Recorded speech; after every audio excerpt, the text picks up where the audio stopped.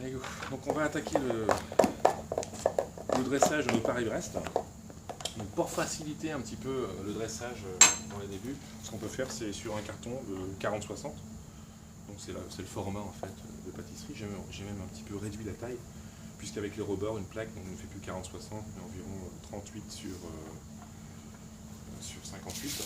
Et je mets ma petite feuille de papier sulfurisé par-dessus. Donc vous voyez bien qu'on voit à travers les éléments. Donc là, 20 pièces, diamètre 7,5 à peu près, 7 cm. Pour éviter que ça se déplace, on met un petit poids.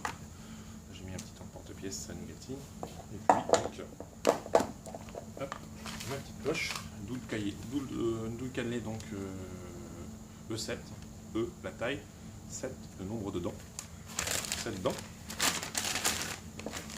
Et donc,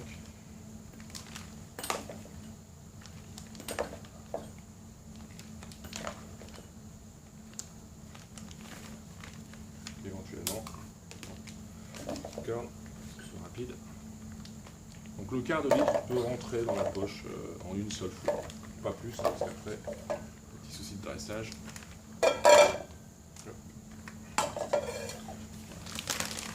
Donc, soit on peut appuyer comme ça avec une corde, même éventuellement, pour bien compresser la pâte à choux, pour éviter les petites bulles d'air. L'excédent, on vient sortir, et ensuite, donc, on reste en méthode tournante.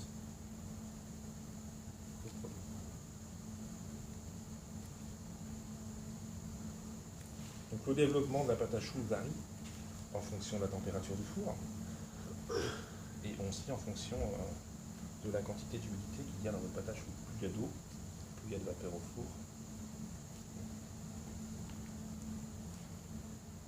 Un petit peu d'air. Donc là on cuira en four à sol. Un four ventilé, je vous le déconseille. La chaleur pénètre trop rapidement dans le produit, puis on a un développement totalement irrégulier. La seule chose qu'on a tendance à cuire, je dirais en pâtisserie, au ventilé, ce sont les chouquettes. Voilà, à peu près. Donc il nous reste à mettre les amandes sur le dessus. Donc, je vais glisser ma plaque avec ma feuille sur le bord. Donc, pour éviter en fait que la feuille glisse sur ma plaque, je vais tout simplement mettre un petit peu de beurre pommade. Donc on aurait pu dresser directement sur la plaque, hein, c'est ce qu'on fait habituellement, avec une plaque graissée, essuyée. Hein. Mais là, au niveau de l'entraînement, avec le chablon, ça nous permet de glisser la plaque sur le dessus. Voilà. Et pour être certain qu'elle reste bien collée, avec un pinceau, vous voyez, je viens tapoter un petit peu, tout de suite, avant que le beurre fige, hein, sinon ça ne sert à rien.